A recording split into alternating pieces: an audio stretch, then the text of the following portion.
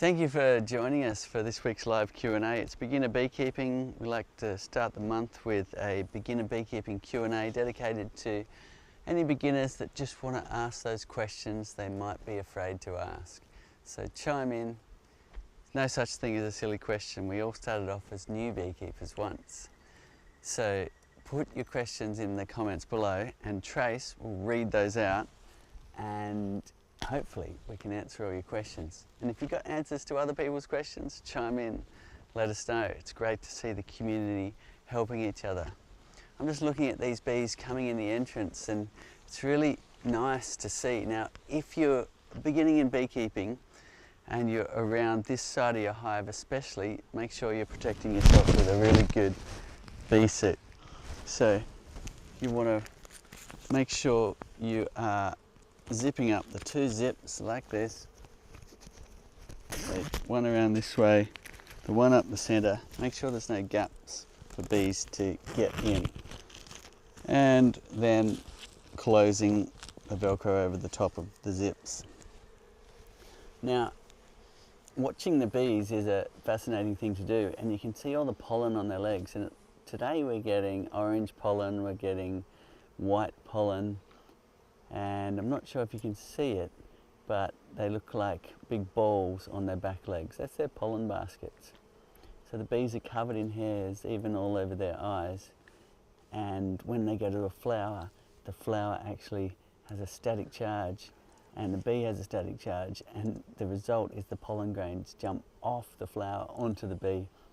The bee will then scrape all of those pollen grains down to its back legs, and that's the result is those big pollen balls they're bringing back to make their bee bread. And bees, like us, need a balanced diet. So what they need is a variety of pollens, because that's their protein source. So they need a variety of proteins to get a really nice, balanced, healthy diet. So it's great when you see lots of different colours of pollen coming in. Very cool. So what we're going to do today is show you how to do a brood inspection with our super lifter. But if you've got questions, chime in, let us know. Got the smoker going here. I'm going to smoke my hands. I'm not going to wear gloves because I'm an experienced beekeeper. But when you're beginning, wear your gloves. I'll still put them on if I find there is a sign of aggression from the bees. Okay. A little bit of smoke in the entrance, and then as you're setting up, that will have a calming effect on your bees.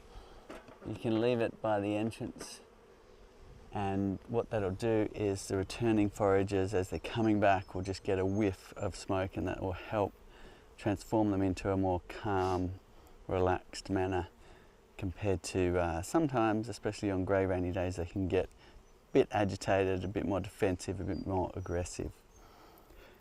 Okay, as you're thinking of your questions, I'm going to get the super lifter, I'm going to attach it to the hive and show you how to roll over this box. Now, to prepare this box, we need to put in a couple of screws. So they need to be central in the boxes here. So this box has just been added recently and it hasn't been prepared. So what I'm going to do is grab the drill and show you how to do that. So we're just simply going to take out this screw and add the special, stronger load point screw with the double head. So that comes with our super lifter, and all you need to do is add them to your hives and you're ready to go. Stopping when you're just proud like that. Another one here. Okay, and then once you've done that once, they can just stay there and your hive is ready to go with the super lifter.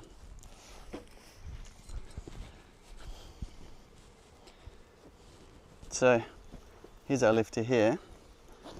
Comes in a nice little carry bag like that, and in here you've got handles if you want to make it even easier to open, or you've got our lifter here. So all we need to do is pick it up by these handles and let it drop into that arrangement. So we've tried to make it as automatic as possible, so that's the perfect angle to now connect onto your hive. So making sure that the lower brackets are engaged with the load point screws, and it should be over the top of the upper ones. Now when I lift this, just setting up the stand will actually crack open the hive as well. So you notice that it's lifted the top box off without us even having to think about it.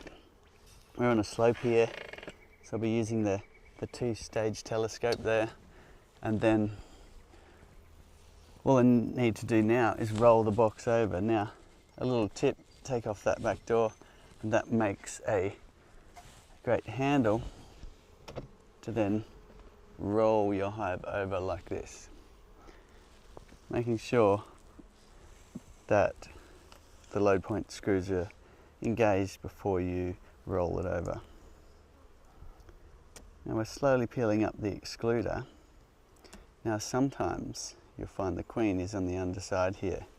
It's a good idea to have a quick look, check for the queen, and just in case you don't notice her, lean this up against the entrance so that she can walk back in, or just up against the hive body somewhere.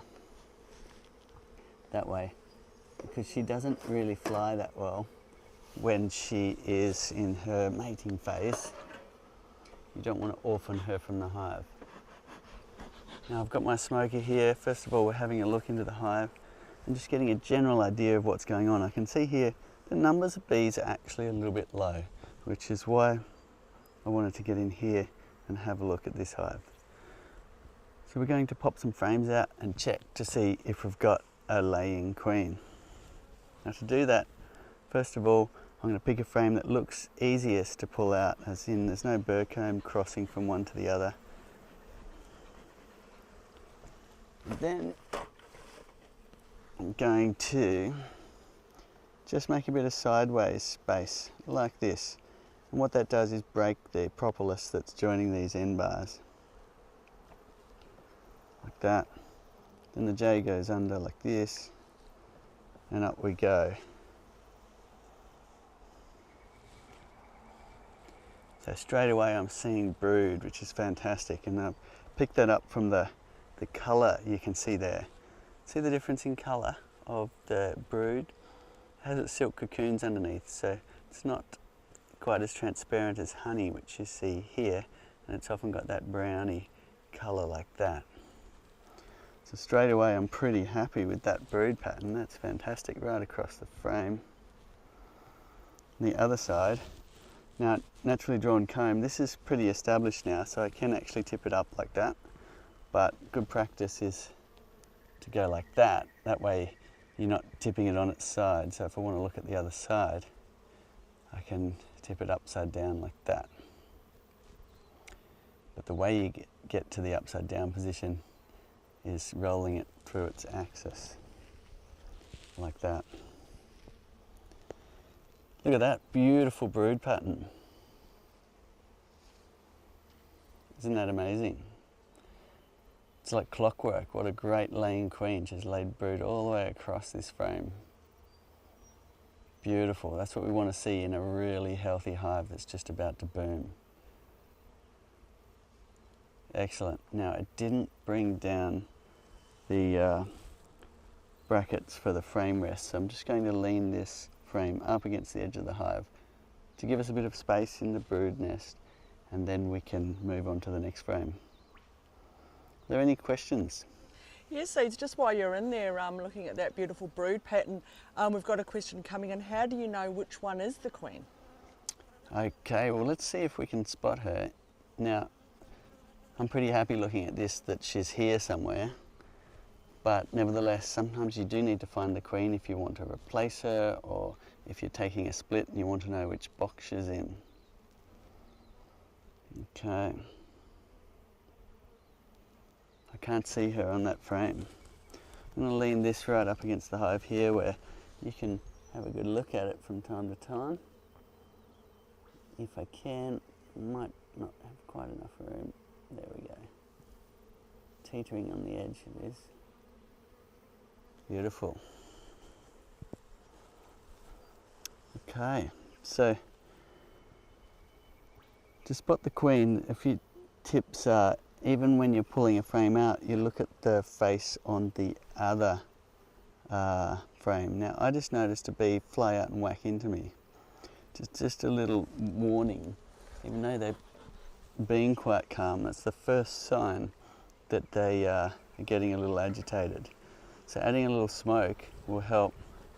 Even though it initially tends to rile them up, it'll have a good calming effect. You can poke it right in the entrance to get some smoke into the brood nest. Fantastic. So just while you're in the brood box, we've got someone churned Black Creek apiary. They've just bought a nuke and they want to put them in the flow hive. So they've had bees before but not a flow hive. And so is there any difference between installing a nuke in the flow hive and a traditional hive? No, it'll be just the same. And it's your choice whether you want to put wax foundation or plastic foundation or go foundationless. Now, as a flow hive beekeeper, we don't actually need the reinforcement of wax and wire or plastic foundation because these frames aren't going to go into a centrifuge. And that allows us to let the bees draw that comb perfectly naturally, which I love, but not everybody loves. So if you're used to doing wax foundation or plastic foundation, you can go ahead and do that. Doesn't really matter, but that's probably the only difference. Is often flow hive beekeepers are just letting the bees draw the comb from the comb guide. Make sure you put the little wooden strip in the top of the frame. You can't see it on these ones because the bees have already built the comb out. I'll have a look at the edge. You might actually see it on the edge one. If I go across here, you might get a little glimpse of what I'm talking about with the comb guide. So, and with naturally drawn, sometimes they will go wonky, mostly they don't. It's more likely that they're wonky out towards the edges. But there's a beautiful example of naturally drawn comb. Look at that. They've just been drawing it away recently, and the comb guide you can see just here. See the wooden strip? So that is supplied with our frames, and you glue or nail that into the top slot, and that just gives the bees a more reliable center point to hang their comb. So that's beautiful new honeycomb, lovely yellow coloured wax, and it's great to see they're storing some nectar and capping it. Here's the capping they're putting on top of the honeycomb cells to say that honey's ready. Isn't it beautiful just to watch them do their incredible architecture, store their honey.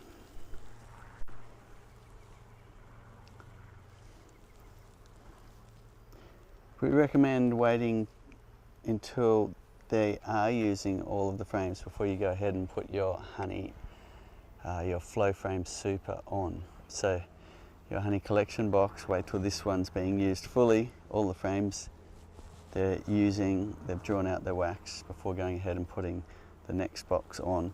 And that way you won't be adding a whole lot of space that just makes it harder for the colony to keep its temperature when it's small. Here's another honey frame, and I can tell by the colour down in this section that it has been used for brood, and now they've decided to store honey in it. And another thing you get with naturally drawn comb is, see if you can see this cell size difference here.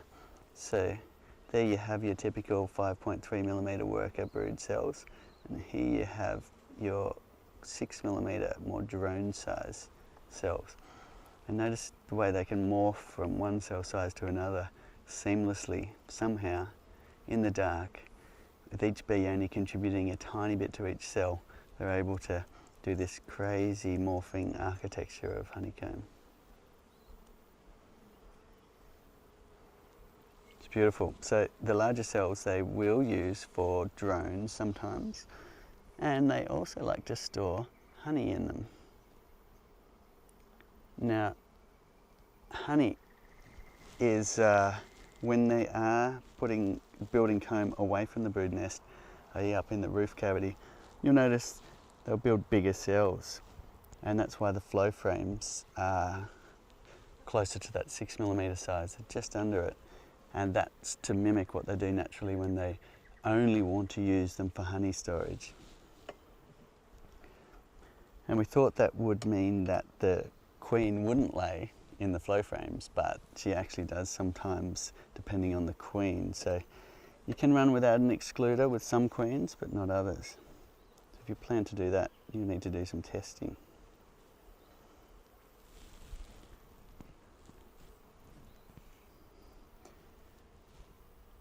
Chime in with your questions. It's a beautiful sunny day here on the east coast of Australia. We're right in the middle of the brood nest, looking at what the bees are up to, and this colony is looking healthy. Right, so Tina's tuning in from North Carolina, a new beekeeper and a new flow hive owner, installed a 3-pound bee package about a month ago and alternated between the foundationless flow frames and the waxed frames. Now Tina's just a bit worried about her population, as they've only worked on 3 of the 10 frames in the brood box, so wondering should she put them back in the nuke. What do you reckon about that? You'll be fine to leave them in the brood box, but great that you're getting in there and really having a look and checking in on them. Now, if some months go past and they're not building up and not filling out the rest of the frames, then, and other hives in the area are, then you might find that the genetics are a little bit slow. Perhaps they need a queen that's more virile. So changing the queen usually helps that scenario. But benchmark it against other hives in the area. Make sure there is a lot of nectar and pollen, because the queen will really ramp down her egg laying if there isn't enough forage available. So good idea to get in there and have a look and check whether there is enough resources. If there's no sign of any nectar or honey, then they might just be hungry, and that's perhaps why the population isn't building up, in which case you can feed them some sugar water.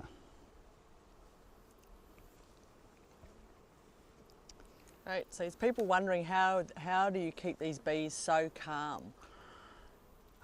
Every beehive has got a different temperament depending on the genetics that the queen holds, and also depending on the day. So here we are on an ideal beekeeping day. It's windless, warm, sunny, and the bees are totally chilled, although one's just trying to sting me now.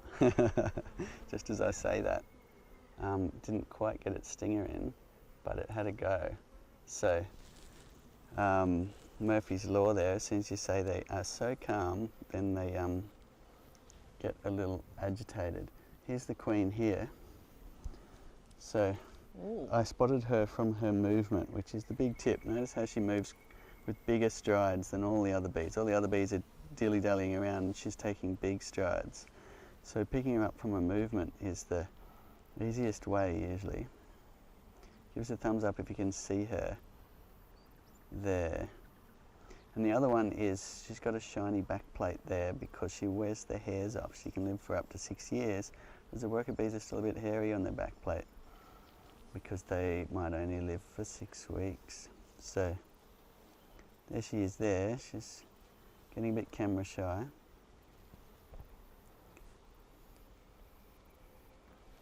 Beautiful.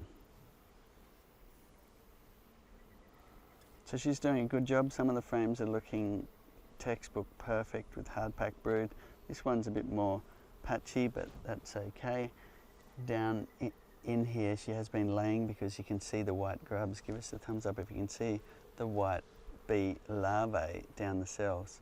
And that's their caterpillar phase, if you like, before they go through their metamorphosis. But they're stationary. They move around in their cell a little bit, but pretty much they stay still, and the bees feed them. Quite different to a caterpillar, but still the same concept of a larvae stage, cocoon, and metamorphosis. These worker bees will spend roughly 11 days in that larvae stage, and then they will spin a silk cocoon around themselves. The bees will help cap that off, and that's what you're seeing here is their little cocoons of the bees, the brood. They'll go through their metamorphosis, grow their wings and their eyes, and then finally they'll chew their way out of their cell. And then they'll be in the hive, ready to take on the chores. And one of the first jobs is cleaning out the cells they actually come out of.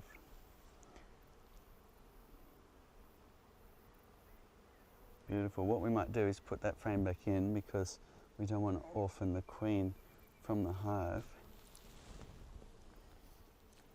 Yeah, this could be a good time. Seeds. Oh, there We've she got is a again. beekeeper. Have another look at her. You get a good view across here, across the brood there. Without a whole lot of bees crowding around. Notice how she's quite a lot longer than the other bees. She doesn't have stripes, however some queens are stripy, but most are not.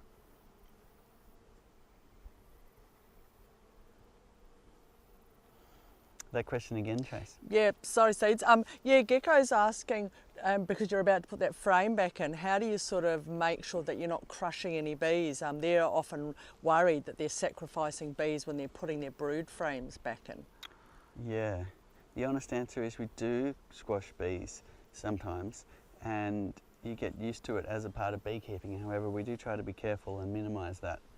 In terms of the population of the hive, because there is a huge turnover, let's say these worker bees are only lasting 4 to 6 weeks, that means if there's 30,000 bees here, over that month there'll be a turnover of 30,000 bees emerging from their cells, 30,000 bees dying. So it won't affect the population or the hive's performance if you accidentally squash a few bees. However, you do have to be careful not to squash the queen, because that will really affect the performance of the hive. But some tips to not squashing them is use your smoker.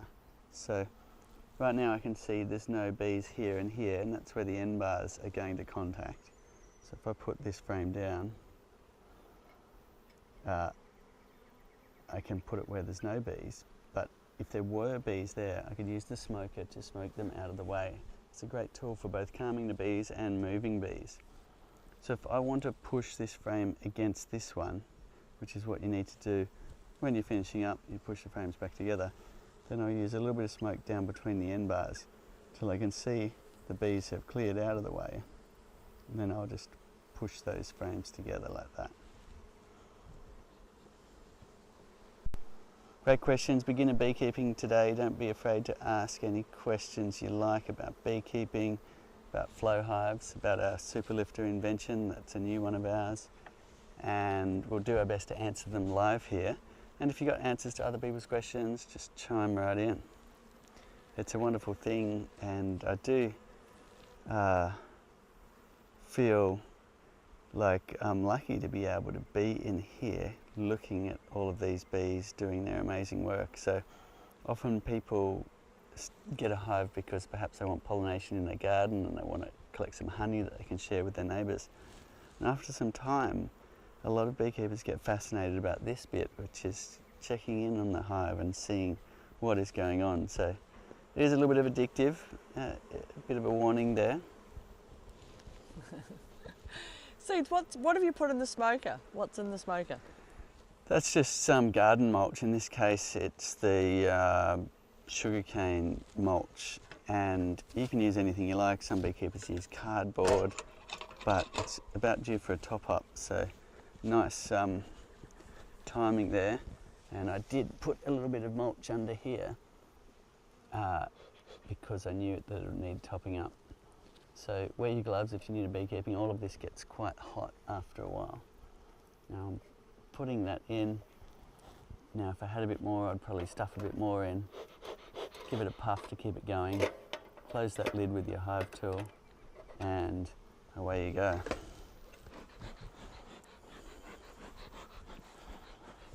Okay, so we can go ahead now and look at the next frame. It's a nice idea when you are just starting out, perhaps it's your first brood inspection, and the aim of the game would be to just take out one frame or perhaps two frames, have a little look, and then put the hive back together.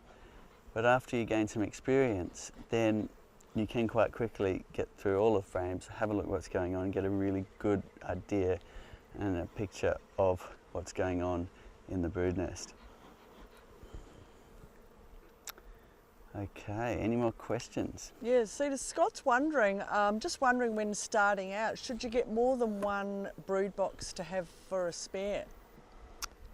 It's a good idea to have more beekeeping equipment around. Bees have a habit of multiplying in the springtime, so you'll have your equipment there if you want to take your hive splits, and also if you happen to see a swarm, having another box around, another base and a lid and some spare frames is great because you can just shake the swarm in, then you've got another hive.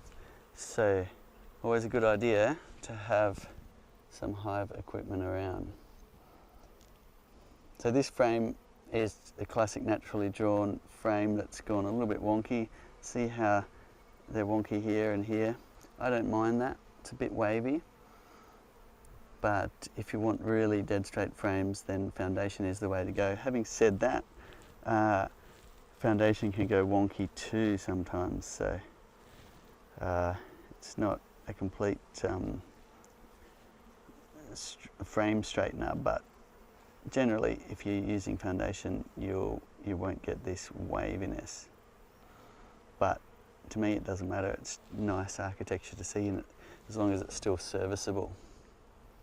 Now here you can see a queen cup.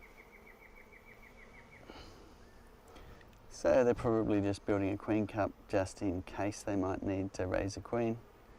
This queen looks like a good layer. I don't think there's any reason for them to want to supersede her. And come springtime, they'll probably be raising lots of queen cups and queen cells, which is typical when they prepare to divide their colony, and that's what we call a swarm. So some beekeepers run around smashing off the queen cups, not wanting to lose their queen that's doing so well, because it's the existing queen that will take off from the hive when the hive divides in half. So the swarm ball will take off with the existing queen. So, but in practice it's a losing battle doing that, and you're better off just making sure there's enough space in your brood nest and your hive isn't too crowded. So in springtime, taking your splits, taking some honey away from the brood box, harvesting some honey up here so they can move honey upstairs, or even adding another brood box or another super is another thing you can do as well, just to make sure it's not getting too congested. That's what we call spring management, and we'll be talking a lot more about that in several months' time when our spring really starts in the last month of winter here. Great. Seeds, Rudra is a new beginner beekeeper, and about 3 weeks ago installed a nuke into a 10-frame box. 9 out of the 10 frames are full, so they've added an extra brood box. The worry is that they've found a whole lot of dead bees under the hive, especially under the entrance, and Rudra's wondering, is there something wrong, and as a new beekeeper just wants a bit more information. Okay, so it sounds like your bees are doing well with quite a big population if you're already considering adding more boxes. Having bees die at the entrance is a normal thing, especially if you, like we've got grass here, so it's a little bit hard to tell. But if you've got a surface that's maybe concrete, you'll be seeing a lot more bees dying at the entrance. And that's normal because, as I was talking about earlier, the changeover is going to be perhaps 30,000 bees emerging and dying every month. And it's just a really quick turn because the forager bees only live for 4 to 6 weeks. So you'll see a lot of dead forager bees. However, if you're getting a carpet of dead bees, like you're seeing like this amount or more in front of the hive all dead, then you could have an insecticide issue where the bees have gone and sucked on flowers that somebody sprayed insecticide on, especially if you're seeing them die with their tongues hanging out. So that could be something to look out for, but it sounds like your population is healthy and your hive is really booming if you're adding another box, so I wouldn't worry too much. Seeds, I mean, you can probably hear it on the live here, but the question is, how loud do the bees get? One of our beekeepers is worried that their neighbours will complain about the noise from the bees. Okay, generally, once you're a few metres away from a hive, you can't hear it so much. You might hear a distant buzzing.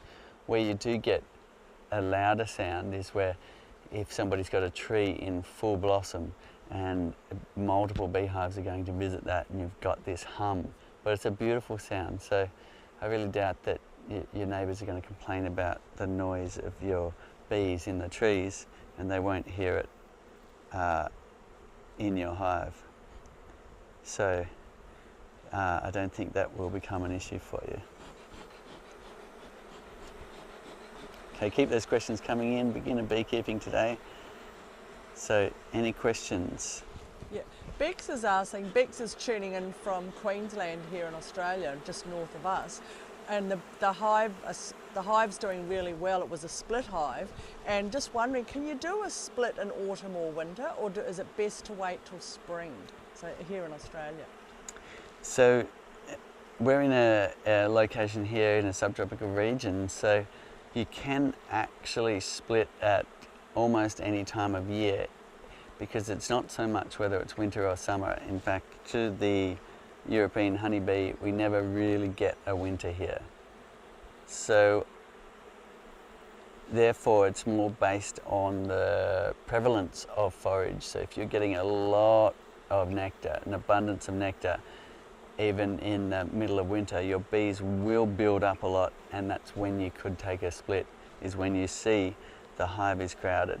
However, the most common time people are taking splits is in the spring, or here where we are in the last month of winter.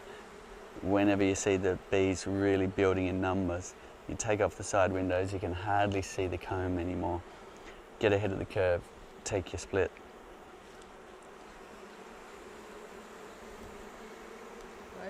There's got a few people asking about the flow hive. Where do you purchase them? Questions like that. Just check out honeyflow.com. That's sort of like the international site. It'll direct you to, depending on which country you're in, honeyflow.com. And if you've got questions, contact the awesome customer support team through phones, chats or emails, and happy to help you out there making the decision. Fantastic. And now the next question is, Cedar, what is brood? So, brood is the name we give to what happens in the middle of the brood box, as we call it here, and that's the queen is laying eggs down the cells, and there's larvae and the capped brood, we call it. And I'll pull a frame and show you. It looks quite different to the honey. So, in essence, it's baby bees waiting to go through the metamorphosis and emerge into the hive. So here you have it. This is the brood nest of the hive, and it's typically central in the box. There's the queen there, right in front of the tool. So she's been wandering around laying eggs. It's amazing that they generally only have one queen, and she is responsible for laying all of the eggs that form all of these bees. So she's the mother of all of the bees you're seeing here, and it's hard to see, but she's actually got an egg hanging off the end of her abdomen. She's actually got one there. Isn't that amazing? Give us a thumbs up if you can see that tiny white dot. Looks like a little tiny miniature grain of rice, and it just dropped off actually. So she had a little egg that accidentally slipped out when she wasn't in a cell. But she'll pop her abdomen down to the bottom of the cell and lay eggs at the very bottom of any cells that the bees have prepared. The worker bees, one of their first jobs is to clean those cells out, and they'll put a little pheromone in the cell to say this cell's been cleaned, it is ready to go. It's a bit like the door hanger on a hotel room, and the queen will sense that. She'll reverse down the cell, she'll give it a quick inspection to make sure it is worthy of laying an egg in, and she'll lay her egg in the bottom. And that's the brood nest, really the heart of the hive. And there she is there.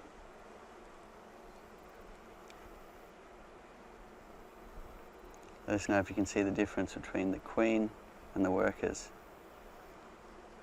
I'll just give you some sunshine there.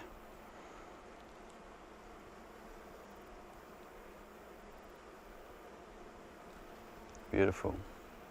We're going to slide that back in, make sure we don't lose our queen.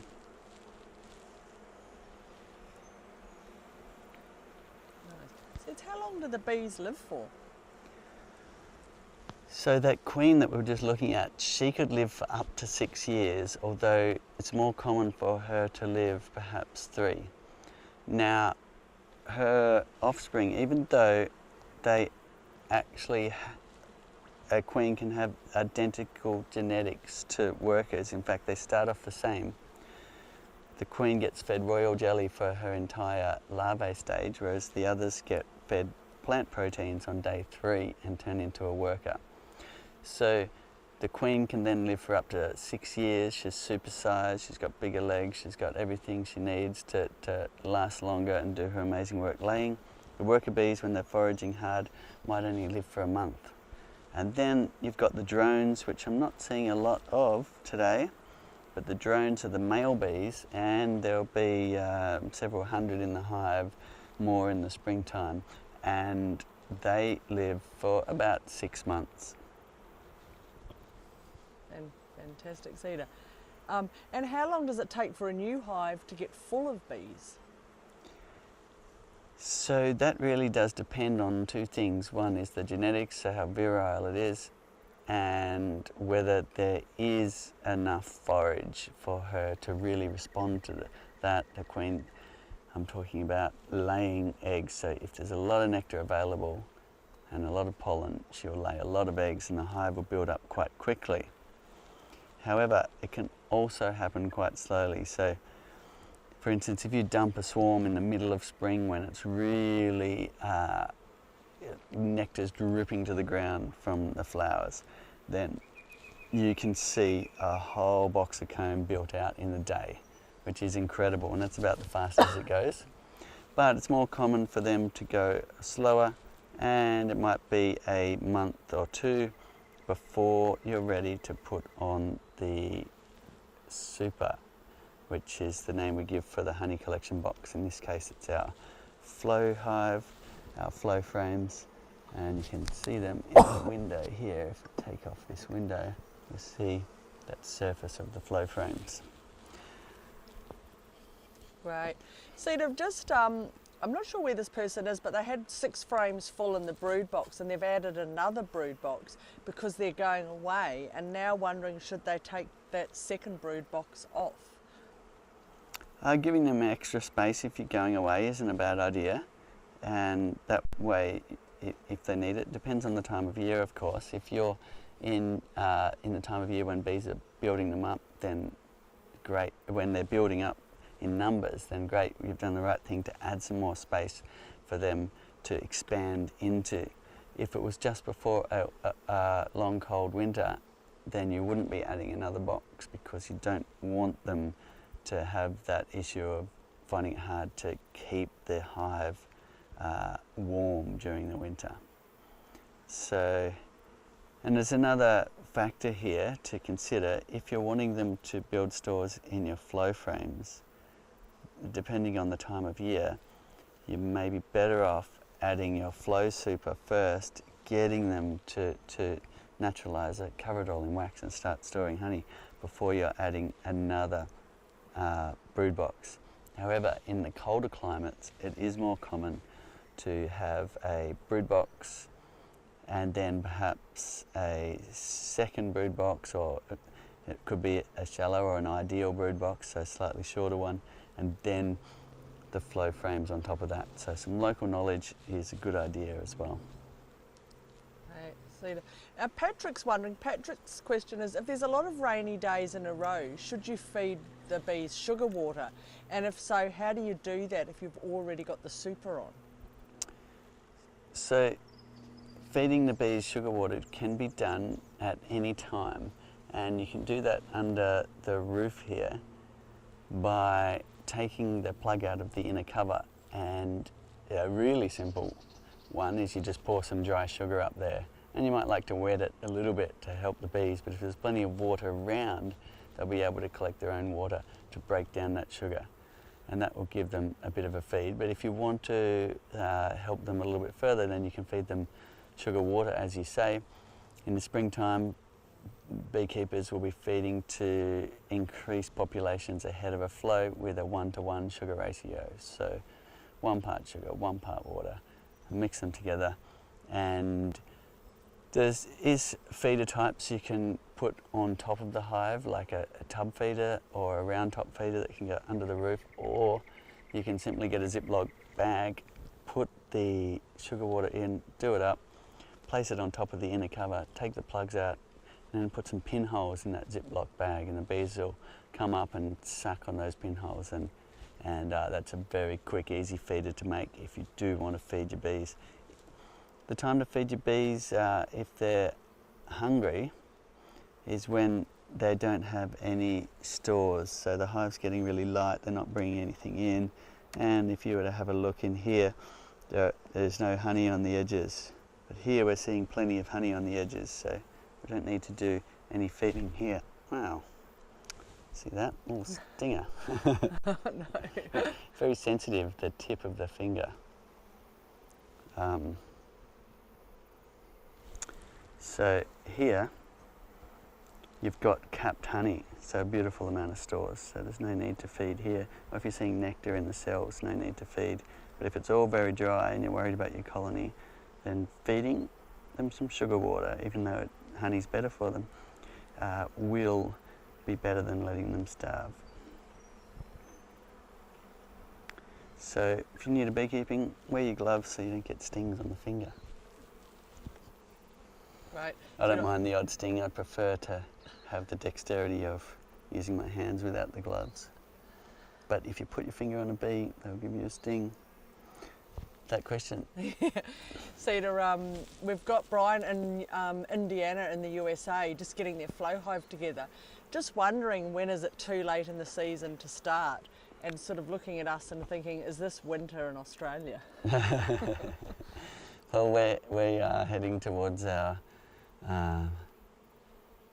we're winter next month, so we're still a month away from winter here. We're in our autumn or fall, and you'll be in your spring, so a fantastic time to get going with bees. So that's the ideal time, but it's not to say you can't start at other times of year. Okay. Cedar, if something happens to the queen, how long does it take for a new queen to hatch, go out to mate and start laying eggs? So the queen's gestation is 16 days as opposed to 21 for the workers. And I guess they've evolved like that because they need speed. The colony's at risk without that egg layer.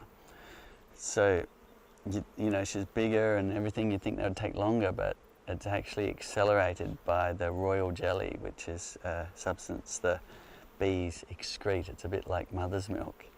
Not that they're mammals, but they're excreting royal jelly and feeding it to the young larvae all the way through for her larvae stage, and then 16 days later she'll emerge.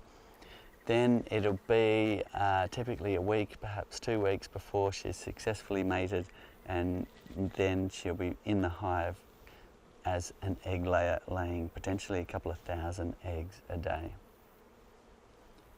Right, now we've got the Nature Nook tuning in from the Philippines, and just wondering, the question is, why don't the bees just wander off and go into other bee houses? Well, they do sometimes, but generally they don't. They'll stick to their own hive. You do get a bit of drift, however. So here we've got a lot of hives in a row. So if you've got a prevailing wind, there's bees coming back and they're laden with nectar and pollen, almost their whole body weight. They're defying physics.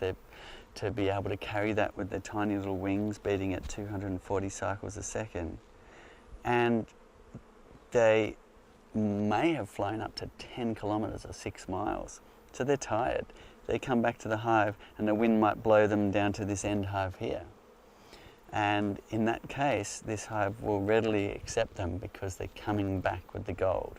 If they came empty-handed, there'd be a robber bee and there'd be a fight at the entrance. So bees will drift from one hive to the next, but it's mostly they will geolocate to the hive and go back to the one they came from. Great. Thomas's question says he's got 2 flow hives, and one's doing really well, they're right near each other. The other one's not doing so well in the super, there's not much honey coming in. And just wondering, he's applied the wax, but would it help to spray the frames with sugar water? No, I've never seen that help. The bees just lick the sugar water off and you're back to where you started. So wax is the right thing, and if one hive's doing well and one is slow, then either just exercise patience, or you might like to change the queen for more virile genetics.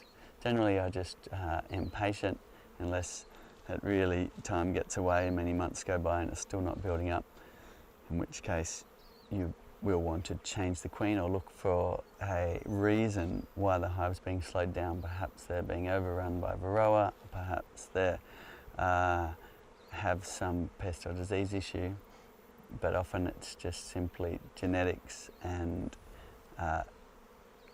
more often than not just some patience, and they will get on their feet, build in numbers and really start storing honey as well. Now I can notice these bees have changed tune a little bit now, so what I'm going to do is get my smoker going again. It's run out of smoker fuel. I've got some garden mulch over here, which I'm going to top it up with. So that's all you need for your smoker. You can also use paper, or you can use, some people use old Hessian sacks, some people use cardboard, but I just use what I have around, and in this case it's plenty of garden mulch. Wear your gloves, this can get all very hot. Notice how I'm not touching the metal surfaces. And then you can use your hive tool to flip that hot lid back over and on, and away you go.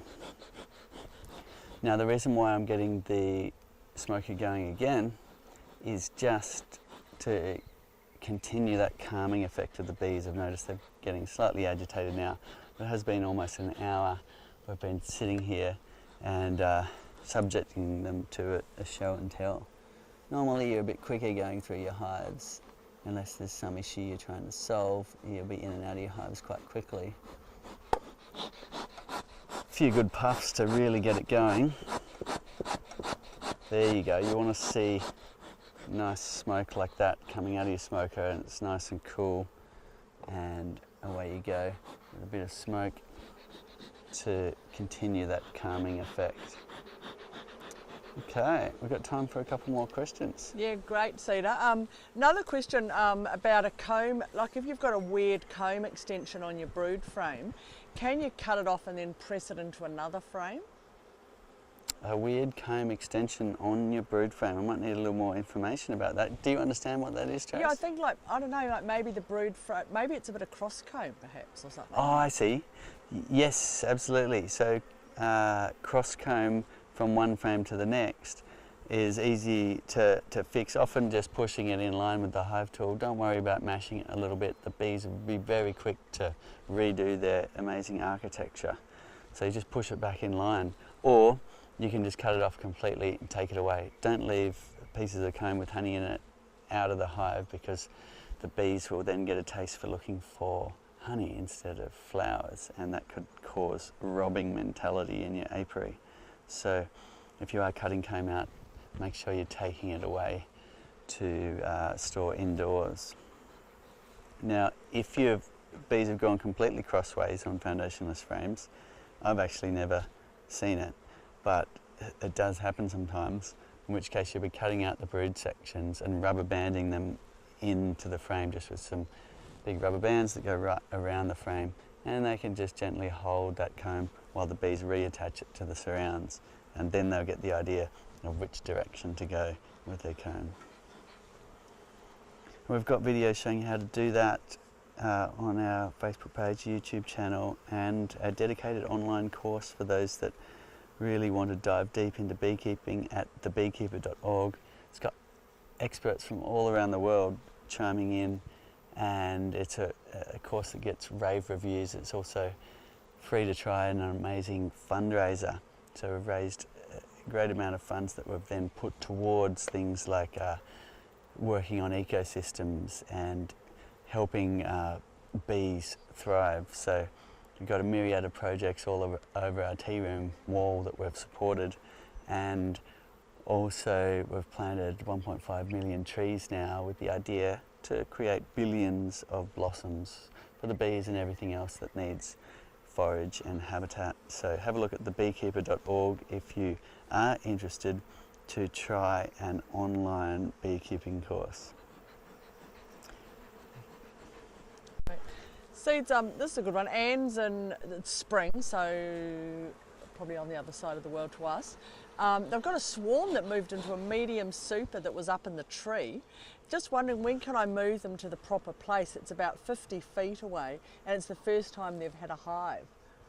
Oh, cool. So Yeah. you made a bait hive and you put it up in the tree, and you collected a swarm. That's fantastic. So bees will move into a box sometimes, especially if you've got it 6 to 12 feet off the ground and near other hives. So well done on your bait hive. So in moving a hive, you have to consider they're geolocating to a spot, and the techniques are you either move that box a long way away, say more than 4 miles, 6 kilometres away. You keep it there for a month and then you bring it back again. And that way the bees don't remember the old spot. But a much easier way, and this is my go-to method, is I'll just move it in one go and put a branchy, leafy, some leafy branches of trees right at the entrance to create an obstacle. And what happens is your bees will come racing out enthusiastically to do their foraging. They'll crash into that branch and go, something's different, something's changed, and that will cause your hive to reorientate to the new spot, and you'll see the bees doing their orientation. They're a bit confused, and that's them flying around taking in the new landmarks. And that works quite well, or you'll still get 5% of bees returning to the old spot, but it works for the most part and saves that big move away and back again. Another one is you can just move them just a few metres at a time and gradually creep them across your yard. You can go a few metres a day and the bees will follow. So a couple of techniques there for moving your hive. Good luck getting it out of the tree. I guess that might be the entertaining bit. Make sure you're careful getting up there, and good luck with your move. Let us know how you go with your flow hive. You can then look after those bees and build them up, and then add a flow super on top if you want to. Okay, I'm smoking the bees here because I am trying to make some space to insert the last frame, which we have down here with plenty of brood on it. So I'm going to close them up now. We've had them open long enough. It's a warm day, so it doesn't matter in terms of risk to the bees, but nevertheless, let's close them up. And we've got time for a couple more questions as we do that. So is it only the queen that lays eggs in the hive? Yes, unless the queen isn't present, in which case the workers start to lay eggs, and they get called laying workers, and they don't have the ability to fertilize the eggs, so those become males or drones, and your hive just slowly will turn, if they don't get it together to raise another queen, they will slowly turn into a hive of males. And the male bees, they get a bit of a hard time because they don't do the chores in the hive, and it turns into a hive that's not collecting any resources, no nectar or pollen. It's not doing any work around the hive, and it just turns into a pack of useless males like a lot of share houses, and the whole thing falls apart. So it's when you were talking before about that sugar water, if you're doing a 1-to-1, should the water be warm? It is a good idea to warm up the sugar water, especially if you're making the thick syrup, which is the one that beekeepers will be feeding prior to a winter. There's no stores in the hive and you want them to store some sugar as if it's honey for the long winter ahead. 2 to 1, so 2 parts sugar, 1 part water. Cook that up on the stove till it's all dissolved, then let it cool, and then you can put it in your Ziploc bags or in whatever type of feeder you're doing. So yes, warm it up when you're trying to dissolve 2 to 1. 1 to 1 you could probably get to dissolve without warming it. Okay, we're just making space to put that last frame back in and using a bit of smoke to clear those bees away. Here it is. Look at that, beautiful frame. Now what I'm being mindful is I don't want to squash one comb against the other, because that's when hive beetles, which we do have a lot of in this area, might really take advantage. So I'm just making sure our frames are going back in an order where there's still that nice bee gap between the frames for the bees to work. Let's say you can see a bit of a bulge out there. If that was bumping into another bulge of honey from another frame, then there'll be an area there where the bees couldn't service it because they can't get in there it'll take them a while to chew it away and create the space they need to work the comb. Now, if that happens, the hive beetles could go, yee-haw, here's a spot where we're not being chased by the bees, and lay thousands of eggs, and that might be the start of your hive turning into a hive beetle nest, which isn't very pretty to clean up, and it may be the end of your hive. So for that reason, make sure there is space between the comb surfaces as you put it back together. And see how I've left a gap here? That will make for wobbly comb. The spacing of the frames is important, so you want to put any excess space on the edges and press those frames back together. It's less important as time goes on, but a good idea and good practice. Once it's all sticky and waxy and have built out every frame, that's less important, but in the beginning, really important to press the frames together, leave the excess space on the edge, and you get much straighter, naturally drawn combs. So next we're going to just gently nestle that excluder down on top like that, and then we can seize the moment while there's no bees on that surface. And there is some up here though, and this is the first spot that's landing, so I'm going to brush them off if I can. A lot of bees up here, and that's the only spot you've got to worry about as you drop this down, because the first point that's hitting is just that one there. And if you squash one, it's not the end of the world, but we do our best, and the super lifter does give you this ability to brush and smoke the bees away to try and not squash any bees as you close your hive. So it's one of the advantages is you can really close the hive in a very gentle, controlled way compared to how we used to do it, where you're walking along with a really heavy box and just dumping it on because there's no other way. And that's it. Our super lifter just clicks off like that. We can put it back in the bag. Very handy tool. A lot of people sending in amazing feedback, and it's saved their back, and even young beekeepers who are very strong are really appreciating these super lifters, because you know, if you do a lot of beekeeping, you eventually get a sore back no matter how young you are, lifting the boxes off in the conventional way, whereas rolling them over like that is really quite easy in comparison. Thanks for tuning in. Same time next week, and also a big thank you to all of you that are helping answer questions out there. It's fantastic to see this global community helping each other.